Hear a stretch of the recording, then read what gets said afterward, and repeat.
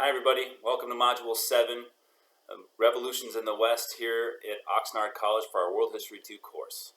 These revolutions in the West are fascinating.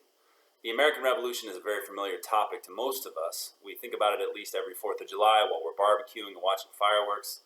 But if we place it in global context, it is a little bit different story than the very patriotic version that we often learn in school or that we think about. The American Revolution was one of the earliest rebellions in a colony that was successful against one of the major European powers. Britain had become one of the most powerful nations in the world, and a small number of British colonists decided that they wanted independence. After a series of battles, the British decided to give up on trying to keep the colonies and they let them go. Now that's a very different story than what we usually hear. We hear about the bravery of the American colonists and how they won independence, and while all of that is true from a certain point of view, the British certainly could have continued to fight if they would have found it worth it to them. But because of all of the other colonial holdings they had and the other issues that these particular battles raised, including war with the French, they decided to let it go. And when the Americans won independence, it set off a chain reaction of other revolutions around the world.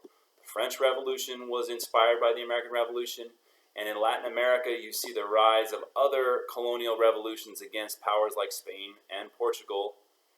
And all of these revolutions, they were at least in part inspired by the Americans. And that's not to say that the Americans were at the center of all of these struggles for independence, but some of the documents that came out looked a lot like the American Declaration of Independence.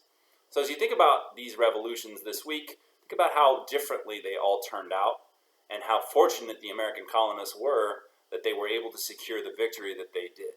I look forward to hearing from all of you this week. I look forward to discussion 7, of course. And remember, as always, you can always reach out and email me if you have any questions or want further feedback or further discussion on any of these topics. Best to all of you.